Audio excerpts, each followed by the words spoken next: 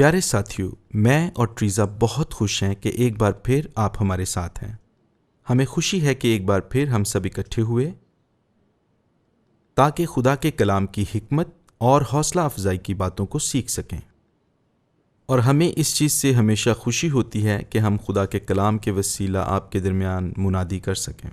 مجھے پوری امید ہے کہ آپ کا پچھلا ہفتہ شاندار گزرا ہے اور آپ نے خدا کی برکت سے لطف اٹھایا ہے۔ اور جب میں یہ کہہ رہا ہوں کہ ہم نے خدا کی برکت سے لطف اٹھایا ہے تو اس سے میری مراد یہ ہے کہ خدا کی حضوری سارا ہفتہ ہمارے ساتھ ساتھ رہی ہے، اور خدا کا قوی ہاتھ آپ کو سارا ہفتہ مہیا کرتا رہا ہے، اور یہ کہ خدا کی خاص محبت نے آپ کو اور آپ کے خاندان کو سارا ہفتہ اپنے حصار میں محفوظ رکھا ہے۔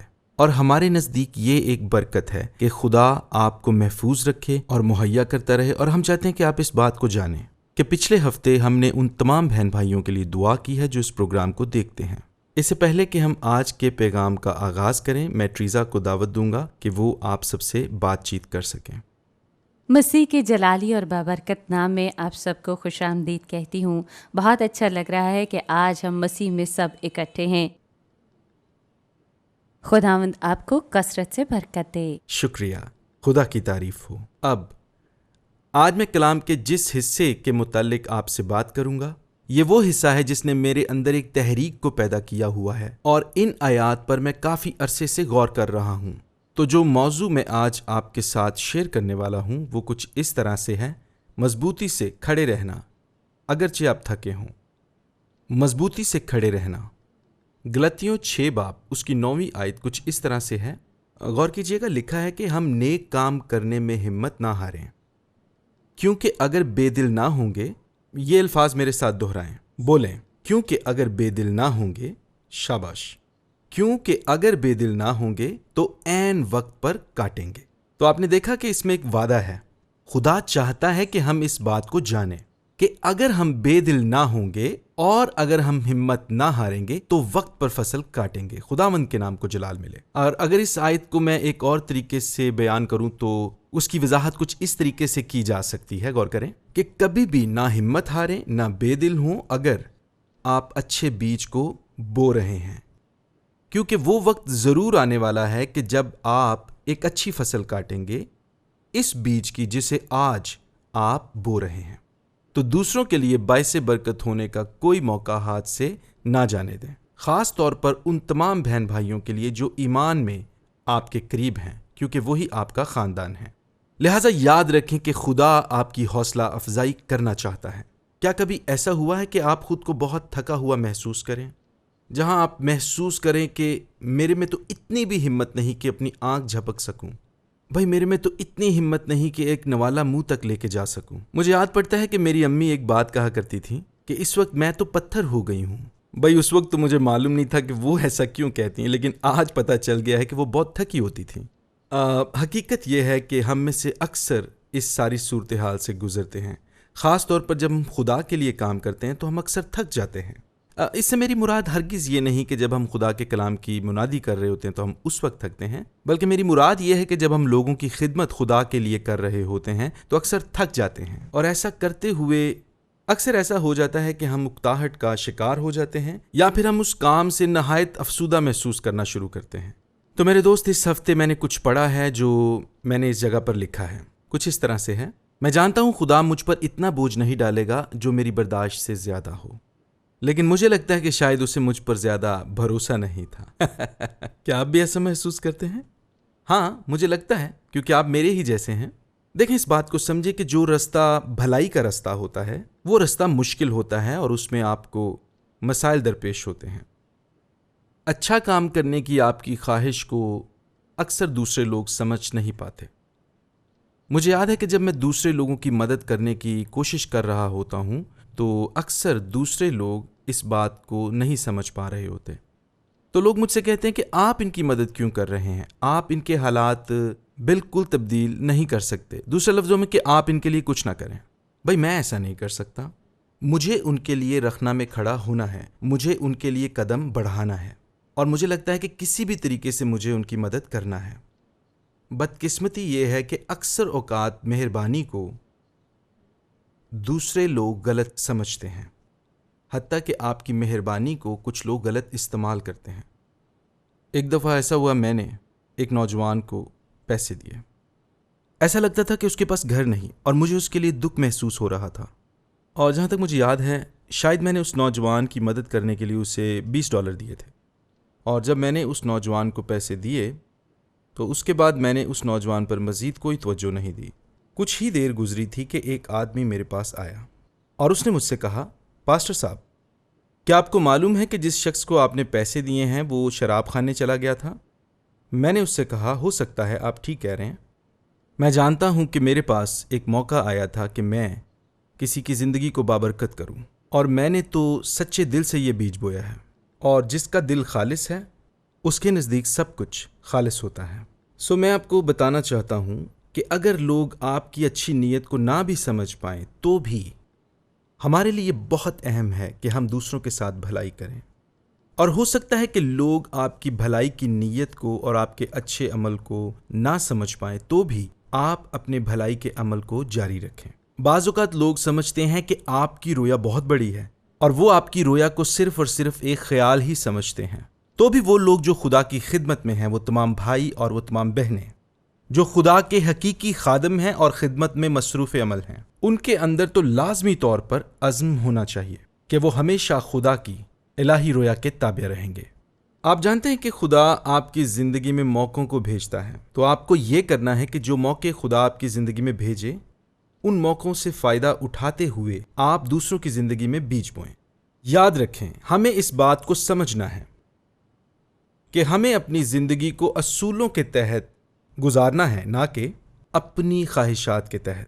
دیکھیں، جب آپ کا دل درست ہوتا ہے اور آپ بھلائی کے کام کو خدا کے لیے کر رہے ہوتے ہیں اور آپ بادشاہت میں بیج بو رہے ہوتے ہیں، اور ایسے لوگ جو خدا سے دور ہیں آپ ان کی زندگی میں کام کر رہے ہیں، میں چاہتا ہوں کہ آپ اس بات کو جانیں کہ ہم سب جو ایماندار لوگ ہیں، خدا نے ہمارے اندر بھلائی کے تخم کو رکھا ہے تاکہ ہمارے وسیلہ خدا کی بادشاہت بڑھے، کیونکہ خدا نے یہ ذمہ داری ہم سب کو سونپی ہے۔ میں آپ کو بتاؤں، میں اس بات کا تصور بھی نہیں کر سکتا کہ میں خدا سے کتنا دور تھا اور کتنا نامکمل تھا، اور جسم کی حالت میں میں اپنے آپ کو کمزور محسوس کرتا تھا، اور میری یہ حالت مسیح کو جاننے سے پہلے کی تھی۔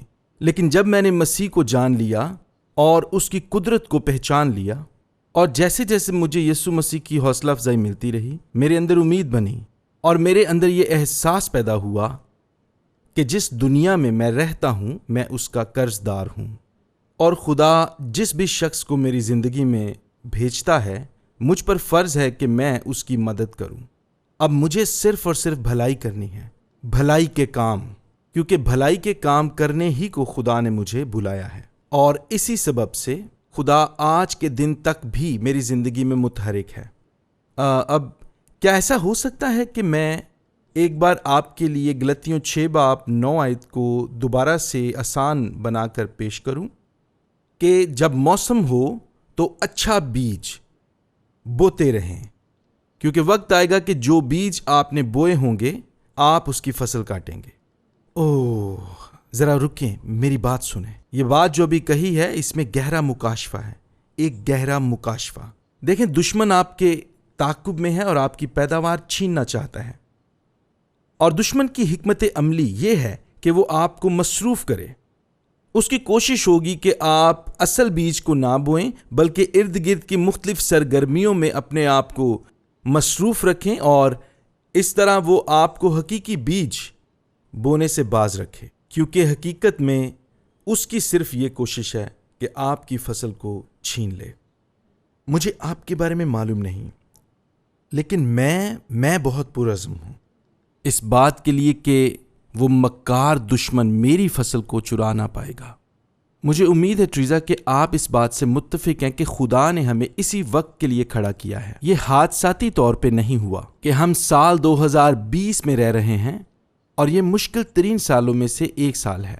ہو سکتا ہے آپ میں سے کچھ لوگ چاہتے ہوں کہ کاش اس سال کو دوبارہ شروع کر سکیں، لیکن ایسا ممکن نہیں ہے، اور چونکہ خدا قادر مطلق کی یہ مرضی تھی کہ وہ سال 2020 میں ہمیں رکھتا، تو آئیے اس بہترین موقع کا بھرپور فائدہ اٹھائیں۔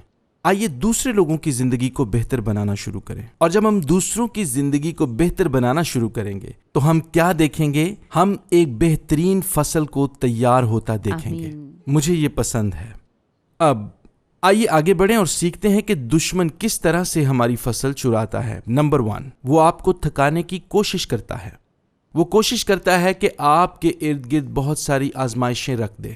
وہ آپ کی زندگی میں ایسی چیزیں رکھتا ہے تاکہ آپ کی توجہ آپ کے اصل مقصد سے ہٹ جائے اور آپ منتشر ہو جائیں، یا پھر وہ آپ کی زندگی میں ایسے بحران پیدا کرتا ہے تاکہ آپ یہ نہ سمجھ پائیں کہ یہ بحران ہے یا پھر صرف آپ کا امتحان ہے۔ لیکن عزیزو، آپ اس بات کو سمجھیں، میں بذات خود ابلیس کے ہیلوں سے واقف ہوں، لیکن میں چاہتا ہوں کہ آپ بھی اس سے واقف ہو جائیں، کیونکہ میرا یہ ماننا ہے کہ خدا چاہتا ہے کہ ہم اس کے ہی منتظر رہیں، اور وہ یہ چاہتا ہے کہ جو اس کے نزدیک اہم ہے وہی ہمارے نزدیک اہم ہو۔ اگر ہم ایسا سوچیں گے تو ہماری زندگیوں میں توازن آ جائے گا۔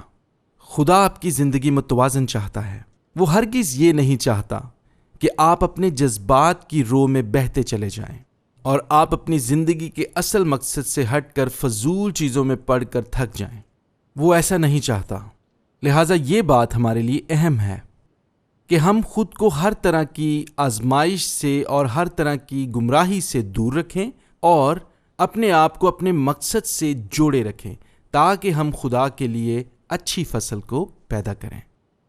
چلیں ایک سچا واقعہ میں آپ کو بتاتا ہوں۔ جب میں خدمت کرتا تھا لیکسنگٹن کینٹکی میں اسمبلیز آف گاڈ چرچ میں، اور یہ پہلا چرچ تھا جہاں میں نے خدمت کو شروع کیا، اور مجھے خدمت کے بارے میں کچھ معلوم نہیں تھا، اور ایک دفعہ میرا ڈسٹرکٹ کونسل کی میٹنگ میں جانا ہوا، اور اس میٹنگ میں وہاں پر میری ملاقات ایک زبردست مبلغ سے ہوئی، اور میں اس کی منسٹری سے بہت متاثر ہوا، اور وہ شخص کھڑا ہوا تاکہ کلام سنا سکے، اور جو حوالہ اس نے منتخب کیا وہ پالوس کے خطوط میں سے تھا، اور اس حوالہ میں پالوس اس عزم کا اظہار کرتا ہے کہ اسے روحوں کو بچانا ہے، اور اس حوالہ میں پالوس اس طرح مخاطب ہوتا ہے کہ مجھے ہر حال میں روحوں کو بچانا ہے، اور جو کھوئے ہوئے ہیں انہیں جیتنا ہے اور بادشاہت کو وسیع کرنا ہے۔ یہ ایک شاندار کلام تھا، اور میں نے اس سے بہت برکت پائی، اور جب میں اس میٹنگ سے آیا اور میں خدا کے مذبح پر گیا تو وہاں خدا کی حضوری تھی، اور میں جوش سے بھرا ہوا تھا اور بالکل تیار تھا کہ میں لیکسنگٹن کے علاقہ کو مسیح کے لیے جیتوں۔ تو میں اپنے اسٹڈی روم میں گیا اور میں نے دعا کی اور پھر ایک زبردست منصوبہ بنایا، اور اس منصوبے کو میں نے 1 سال اور 6 مہینوں کے منصوبوں میں تقسیم کیا، اور پھر کچھ عرصے کی بات ہے کہ میں اور میری والدہ بیٹھ کر کافی انجوائے کر رہے تھے۔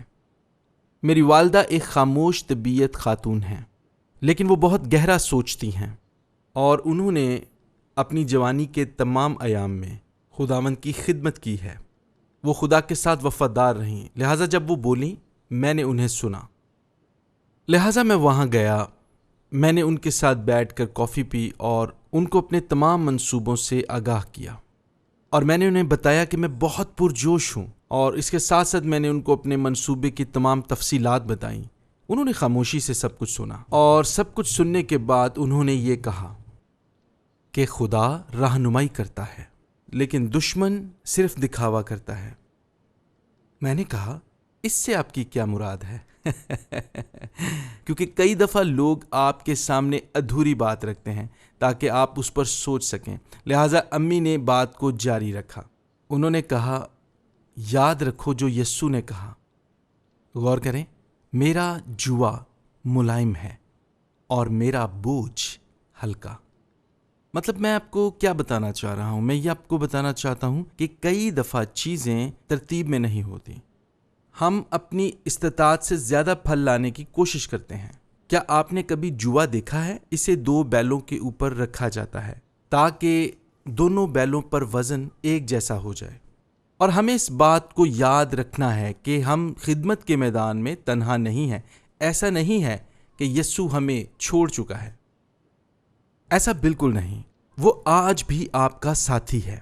یہ یسوع ہی ہے جو آپ کی خدمت کے کام اور آپ کی زندگی میں تسلسل اور بہتری لے کے آتا ہے، اور آپ اسے اپنی زندگی کے تمام حصوں میں شامل کرتے ہیں۔ اور پھر اپنی امی کے ساتھ گفتگو کرنے کے بعد مجھے اس بات کا احساس ہوا کہ شاید مجھے اس منصوبے کو دوبارہ دیکھنا چاہیے، اور شاید مجھے اس منصوبے میں کچھ تبدیلیاں کرنی چاہیے، یا پھر شاید مجھے خدا سے مدد لینی چاہیے اور اسے سننا چاہیے کہ وہ اس کلیسیا کے لیے کیا سوچتا ہے۔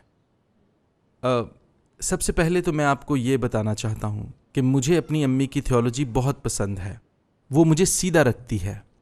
انہوں نے میری تربیت کی اور مجھے سکھایا ہے، اور میرے لیے فخر کی بات ہے کہ میں نے اپنی زندگی ان کے ساتھ گزاری۔ اب میں آپ سے ایک سوال پوچھتا ہوں کہ آج کے دن کیا آپ ذہنی تھکاوٹ کا شکار ہیں؟ کیا آپ جسمانی دباؤ محسوس کرتے ہیں، خاص طور پر اس وقت جب آپ خدا کے لیے کچھ کام کر رہے ہوں؟ اگر ایسا ہے تو رک جائیں اور اپنا از سر نو جائزہ لیں۔ ہو سکتا ہے یہ وہ وقت ہے جب آپ کو اپنے نقطۂ نظر کو دوبارہ دیکھنا ہوگا۔ اس میں آپ کی مدد کر سکتا ہوں۔ آئیے دیکھتے ہیں پہلا تھسلنیکیوں 5واں باب اس کی 24ویں آیت میں یوں لکھا ہے، تمہارا بلانے والا سچا ہے، وہ ایسا ہی کرے گا۔ وہ خدا جو آپ کو تاریکی سے نکال کر اجالے میں لے کے آیا، وہ آپ کے اندر اپنے سارے کام کو جسے اس نے شروع کیا ہے ضرور پورا کرے گا۔ لہٰذا اگر آپ خدمت کرنے کے لیے بلائے گئے ہیں، یا پھر بادشاہ کا بیٹا یا بیٹی ہونے کے لیے بلائے گئے ہیں تاکہ اس کے کام کو کر سکیں، تو جس نے آپ کو بلایا ہے وہ اپنے کام کے لیے آپ کو تیار کرے گا، اور وہ آپ کو استعمال کرے گا۔ آپ کو صرف اس سے سنتے رہنا ہے۔ سارا جلال خدا کو ملے۔ اب اگر آپ اس بات کو جانتے ہیں کہ جس کام کو آپ کر رہے ہیں خدا اس کام میں آپ کو کامیاب دیکھنا چاہتا ہے، تو آپ اپنی زندگی کی صحیح سمت میں ہیں اور وہ آپ کو تیار کرے گا۔ اگر ہم اس بات کا تجزیہ کریں اور اگر ہم اس بات کو اور زیادہ گہرائی میں سمجھنے کی کوشش کریں تو ہم اس نتیجے پر پہنچیں گے کہ خدا ہم سب کو کامیاب دیکھنا چاہتا ہے۔ آپ کہیں گے ڈیو میں کیسے جانوں؟ تو پھر سنیں، فلپیوں پہلا باب اس کی 6 آیت میں یوں لکھا ہے، اور مجھے اس بات کا بھروسہ ہے کہ جس نے تم میں نیک کام شروع کیا ہے وہ اسے یسوع مسیح کے دن تک پورا کر دے گا۔ یعنی اگر آپ ایمان رکھیں تو خدا آپ میں جو کام اس نے شروع کیا اسے پورا کرے گا۔ یہ بات کس قدر شاندار ہے کہ خدا اپنے کام کو جسے وہ شروع کرتا ہے کبھی بھی ادھورا نہیں چھوڑتا۔ پولس کہتا ہے کہ مجھے اس بات کا قوی یقین ہے کہ خدا جس بھی کام کو کرتا ہے وہ کبھی بھی اس کام کو ادھورا نہیں چھوڑتا۔ لہٰذا عزیزو، آپ کو یہ کرنا ہے کہ آپ کو اعتماد رکھنا ہے کہ خدا آپ کی طرف ہے، اور اس لیے اگر آپ کسی بھی مشکل سے گزر رہے ہیں، اور میں جانتا ہوں کیونکہ زندگی مشکلات سے بھری ہے، تو اگر آپ ایسی صورتحال کا شکار ہیں تو ایک بات یاد رکھیں کہ خدا جو آسمانوں کا خدا ہے، خدا جو قدرت والا خدا ہے، وہ آپ کی طرف ہے، وہ آپ کو حوصلہ دینے کے لیے آپ کی طرف ہے، وہ آپ کی امید ہے، اور وہ آپ کو تنہا نہیں چھوڑے گا کیونکہ وہ آپ کو کامیاب دیکھنا چاہتا ہے۔ آؤ مل کے کہیں آمین۔ اب آئیے دیکھتے ہیں وہ کون سی چیزیں ہیں جو ہمارے اندر تھکاوٹ کو پیدا کرتی ہیں۔ ان میں سے ایک چیز جسمانی طور پر سخت محنت مشقت ہے، اور یہ محنت مشقت یہ تو ہم سب کرتے ہیں۔ ہم اتنا زیادہ کام کرتے ہیں کہ ہم میں مزید کام کرنے کی سکت باقی نہیں رہتی ہے، اور پھر حالت یہ ہو جاتی ہے کہ ہم سب کو آرام کی ضرورت ہوتی ہے، اور اسی لیے خدا نے سبت کو بنایا ہے۔ اور دوسری بات، روحانی طور پر تھکاوٹ کا شکار ہونا ہے۔ روحانی تھکاوٹ کا شکار بھی ہم سب ہوتے ہیں۔ اس کا سبب کیا ہے؟ پریشانی۔ یہ آپ کو توڑ کے رکھ دیتی ہے، جبکہ ماہرین یہ کہتے ہیں کہ زیادہ تر جن چیزوں کے بارے میں ہم پریشان ہوتے ہیں وہ حقیقت میں وجود ہی نہیں رکھتی۔ سو ہمیں اس حقیقت پر پورا اعتماد رکھنا چاہیے کہ خدا ہمیں اس مشکل سے نکال سکتا ہے۔ یسوع نے کیا کہا؟ کل کے لیے کوئی فکر مت کرو، کیونکہ کل اپنے لیے آپ فکر کر لے گا۔ آپ کے لیے سادہ سا مشورہ، سادہ سی نصیحت، لیکن یہ کارآمد ہے۔ لیکن کچھ کام ایسے بھی ہیں جن کا کچھ حاصل نہیں، اور ان کاموں کو کرنے سے صرف ہم تھکتے ہی ہیں۔ اگر آپ ایک ایسے کھیت میں بیج بو رہے ہیں جو کہ بیکار ہے، اور اس کھیت میں صرف پتھر ہیں اور کوئی پھل پیدا نہیں ہو سکتا، اور اس کھیت کی زمین زرخیز نہیں ہے، وہاں پر مناسب نمکیات نہیں ہیں، تو آپ کی ساری محنت بیکار جائے گی اور پھل پیدا نہیں ہوگا، اور بعض اوقات صرف آپ یا خدا اسے جانتا ہے۔ تو پھر آپ کو یہ چاہیے کہ بیج کو کسی اور کھیت میں بوئیں تاکہ وہاں پر پھل پیدا ہو۔ ایسا بھی ہوتا ہے کہ لوگ جو آپ کے مددگار ہونے چاہیے وہی مخالف ہوتے ہیں۔ یہ مشکل صورتحال ہے۔ او میرے خدا، انہیں ایسا نہیں کرنا چاہیے۔ خیر، ایسا نہیں کہ میں نے لوگوں کی مخالفت کی ہے، پر لوگوں نے میری مخالفت کی۔ اور جب آپ ایسی صورتحال میں ہوتے ہیں تو آپ لوگوں کو کہتے ہیں کہ یار تم میرے کیوں مخالف بن رہے ہو، آؤ میرے ساتھ اس ٹیم کا حصہ بن جاؤ۔ خیر، یہ صورتحال مشکل ہوتی ہے۔ البتہ ایسی صورتحال کا سامنا کرتے ہوئے میں نے ایک سبق سیکھا ہے کہ ہمیں اس بات کو دعا میں رکھنا چاہیے۔ جب آپ ایسی صورتحال کے لیے دعا کرتے ہیں تو خدا یہ کرتا ہے کہ ان لوگوں کو آپ کی زندگی سے نکال دیتا ہے جو آپ کے لیے رکاوٹ کا باعث ہوں۔ لیکن پھر ایک اور بڑی دلچسپ بات یہ ہے کہ جن لوگوں کو خدا ہماری زندگی سے نکالتا ہے ہم انہیں پھر واپس لے آتے ہیں۔ وہ ایسا کرتا ہے اور وہ ایسا کر بھی رہا ہے کیونکہ وہ آپ کو کامیاب دیکھنا چاہتا ہے۔ اب آئیے 5ویں بات کو سیکھتے ہیں، اور وہ دباؤ ہے۔ جب ہم دشمن کے دباؤ میں رہتے ہیں، اگر دشمن نے آپ کو دبایا ہوا ہے، دشمن آپ پر پے در پے حملے کرتا ہے اور آپ اس کے دباؤ سے نکلنے میں ناکام محسوس کرتے ہیں، تو آپ کے لیے بہت اہم ہے کہ آپ ایسی جگہ تلاش کریں جہاں آپ خدا کی حضوری میں وقت گزار سکیں تاکہ دشمن کے قلعوں کو توڑا جا سکے، دباؤ سے باہر آیا جائے اور فتح کو حاصل کیا جائے اپنی زندگی میں۔ اب آئیے آگے بڑھیں اور مزید جانیں۔ میں بتانا چاہتا ہوں کہ آج صبح کے وقت جب میں بیدار ہوا تو خدا نے ایک خوبصورت گیت میرے دل میں اتارا، اور یہ گیت خاص طور پر ان لوگوں کے لیے ہے جو بہت عرصے سے دباؤ کا شکار ہیں اور دشمن نے ان کو دبا رکھا ہے۔ یہ گیت ان کی حوصلہ افزائی کرنے کے لیے خدا نے دیا۔ میں ان الفاظوں کو آپ کے ساتھ شیئر کرنا چاہتا ہوں۔ I need thee, all I need thee, every hour I need thee. Oh, bless me now, my Savior, I come to thee. پیارے دوستو، میں آپ کو بتاؤں، خدا کا آپ کے لیے یہی منصوبہ ہے۔ اگر آپ دباؤ کے جوئے کو توڑنا چاہتے ہیں، اگر آپ چاہتے ہیں کہ دکھوں کے یہ بادل آپ کی زندگی سے چھٹ جائیں، تو خدا کے قریب آ جائیں، اس کی حضوری میں خود کو جھکا دیں۔ جس بھی چیز کی آپ کو ضرورت ہے وہ خدا کی حضوری میں موجود ہے، ہر ایک چیز۔ یہی وجہ ہے کہ دشمن کے ساتھ آپ کو کڑی جنگ کا سامنا ہے، اور وہ نہیں چاہتا کہ آپ خدا کی حضوری میں جائیں، کیونکہ اگر آپ خدا کی حضوری میں چلے گئے تو دشمن کو آپ کو چھوڑنا ہوگا، اور اس کے لیے اس سے بہت مشکل پیدا ہوگی، اور وہ یہ بھی جانتا ہے کہ آپ کامیاب ہو جائیں گے اپنی فصل حاصل کرنے میں۔ تو اب دیکھتے ہیں کہ ہم کیسے اپنی تھکاوٹ پر قابو پا سکتے ہیں۔ ہمارا وقت ختم ہو رہا ہے، اس لیے میں ذرا جلدی سے بتاؤں گا۔ تو سب سے پہلے یہ کریں کہ اپنے آپ کو ایسے لوگوں کے درمیان میں رکھیں جو آپ کی رویا پر یقین رکھتے ہیں اور آپ کے کام سے خوش ہیں اور اسے پسند کرتے ہیں۔ جب آپ ایسا کریں گے تو میں آپ کو ایک واقعہ بتاتا ہوں کہ ایک دفعہ میں کافی پینے کے لیے آدھا گھنٹہ ڈرائیو کر کے ایک جگہ پر پہنچا، کیونکہ میں ایک ایسے بھائی سے ملنے کے لیے جا رہا تھا جو بہت مثبت ذہن رکھتا تھا۔ وہ ایسا شخص تھا جو اپنے ہمدردی کے الفاظوں سے دوسروں کی حوصلہ افزائی کرتا تھا، اور ہمیشہ اس کا نقطۂ نظر دنیا کے نقطۂ نظر سے فرق ہوتا تھا۔ لہٰذا اپنے ارد گرد مثبت لوگوں کو جمع کریں۔ دوسری بات یہ کہ اپنے آپ کو یاد کرواتے رہیں کہ آپ کی فصل قریب ہے اور اسے آپ کو کاٹنا ہے۔ میری مراد آپ کی اپنی فصل ہے۔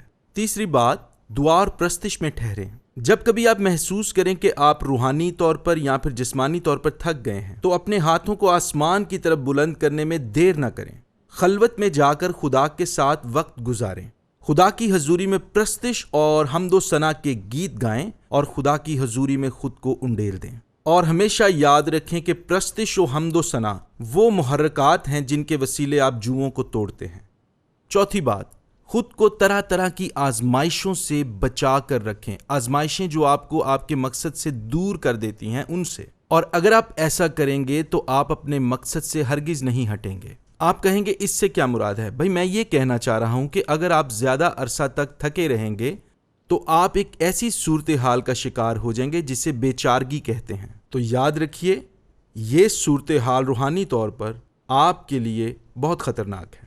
ہم ایسی حالت میں نہیں رہنا چاہتے۔ خدا نے ہمیں کامیاب ہونے کے لیے بلایا ہے۔ خدا یہ چاہتا ہے کہ آپ آگے ہی بڑھتے جائیں۔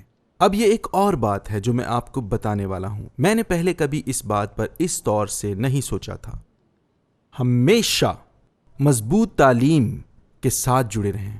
میں نے نہیں سوچا تھا کہ مجھے یہ کہنا پڑے گا کہ خدا کا کلام روح القدس کی تحریک سے لکھا ہوا خدا کا الہام ہے۔ یہ ہمارے لیے زندگی کی راہ اور فردوس ہے۔ لیکن اس کے باوجود ایسے کئی لوگ ہیں جو خود کو ایماندار کہتے ہیں مگر یہ کہتے ہیں کہ بھائی میں تو اس پر ایمان رکھتا ہوں۔ میرے بھائی اس بات سے کوئی فرق نہیں پڑتا کہ آپ کس بات کو مانتے ہیں اور کسے نہیں، کیونکہ خدا کا کلام لا تبدیل ہے۔ خدا کا کلام حتمی اتھارٹی رکھتا ہے۔ یہ سچ ہے کہ خدا کے کلام کی تشریح کی جا سکتی ہے، لیکن کچھ لوگ اس کا ناجائز فائدہ اٹھاتے ہیں۔ تو میں آپ کو بتانا چاہتا ہوں کہ ہمیں مضبوط تعلیم کے ساتھ جڑے رہنا ہے، جیسے کہ مسیح کی الوہیت پر کسی بھی طرح کا کوئی سمجھوتا نہیں کیا جا سکتا۔ روح القدس ایک شخصیت ہے جو آپ کے درمیان رہتا ہے اور آپ کے وسیلہ سے کام کرتا ہے۔ تو ہمیں ماننا ہوگا کہ روح القدس ہمیں تبدیل کرتا ہے اور ہمیں خدا کے لیے تیار کرتا ہے۔ الہی شفا، میرے پاس وقت نہیں ورنہ میں آپ کو تفصیل میں بتاؤں۔ میری خدمت کے عرصہ میں، سارے عرصہ میں نے بہت ساری شفاؤں کو ہوتا دیکھا ہے اور یہ ایک حیران کن تجربہ ہے اور یہ بہت زبردست ہے۔ ذاتی طور پر میں مبارک امید پر ایمان رکھتا ہوں۔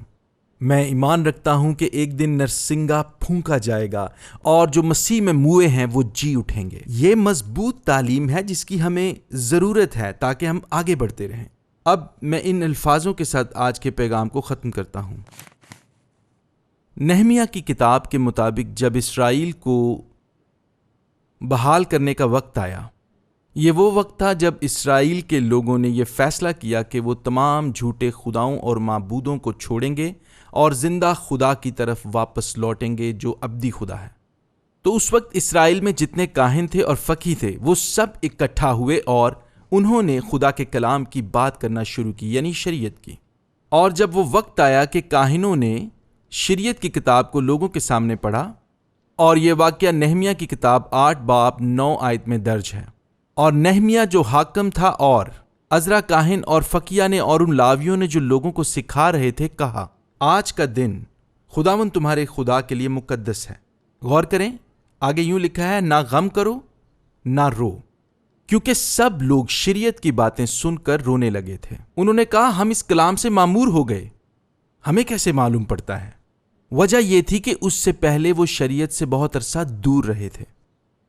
10ویں آیت میں لکھا ہے کہ پھر اس نے ان سے کہا، اب جاؤ اور جو موٹا ہے کھاؤ اور جو میٹھا ہے پیو، اور جن کے لیے کچھ تیار نہیں ہوا ان کے پاس بھی بھیجو، کیونکہ آج کا دن ہمارے خداوند کے لیے مقدس ہے، اور تم اداس مت ہو۔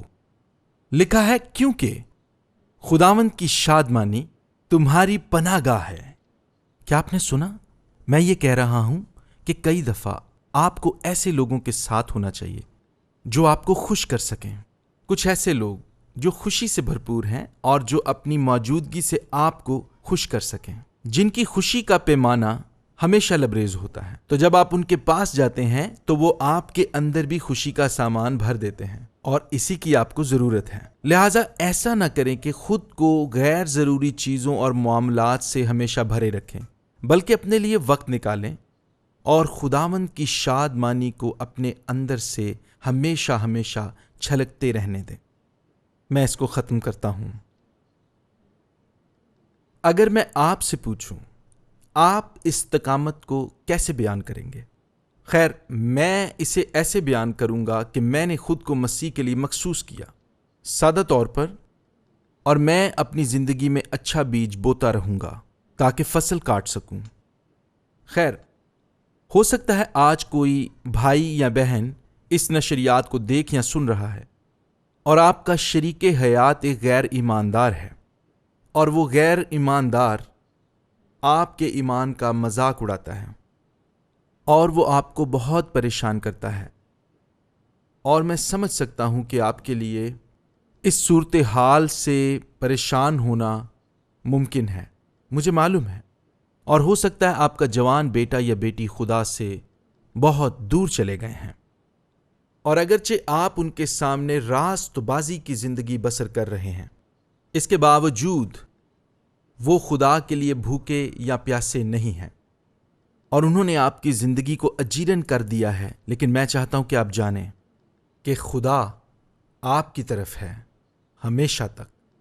لہٰذا کئی دفعہ ایسی صورتحال ہوتی ہے کہ ہم امید کا دامن چھوڑ دیتے ہیں، لیکن کئی دفعہ ایسا وقت آتا ہے کہ ہمیں سمجھنے کی ضرورت ہوتی ہے کہ خدا نے ہمیں تیار کیا اور اپنے لیے بلایا ہے۔ اس لیے اچھے کام کرتے ہوئے کبھی ہمت نہ ہاریں کہ آپ کا غیر ایماندار شریک حیات مسیح کے پاس آ سکتا ہے، اور آپ کے بچے جو باغی ہیں وہ بھی مسیح کے پاس آ سکتے ہیں۔ تو آج کے پیغام کے اختتام پر میرے پاس آپ کے لیے کچھ الفاظ ہیں۔ اپنے مقصد پر ڈٹے رہیں۔ آمین۔ یہی استقامت ہے، ڈٹے رہیں۔ اب کلام کے اختتام پر میں آپ کو کلمات برکات سے رخصت کروں گا۔ آئیے دعا کریں۔ خدا ہمارے مستقبل کے لیے ہمیں ہمت اور حوصلہ دے۔ خدا ہمارے لیے ممکن کرے کہ ہم مسیح کی مانند اس کی صورت پر ڈھلتے چلے جائیں۔ خدا ہمارے دلوں کو اپنی محبت سے بھر دے، اور وہ محبت ہم سے چھلکے اور مسیح ہم سے ظاہر ہو اور لوگ برکت پائیں۔ اور خدا ہم میں سے ہر ایک کے ساتھ شخصی طور پر ہماری ضرورت کے موافق کلام کرے، اور خدا ممکن کرے کہ ہم بہت ساری روحوں کی فصل کو دیکھیں، اور ہم اپنی زندگی میں ہاللویہ۔ اور اپنے خاندان میں بیداری دیکھیں۔ خداوند یسوع مسیح کے نام میں ہم یہ دعا مانگتے ہیں، آمین۔ آمین۔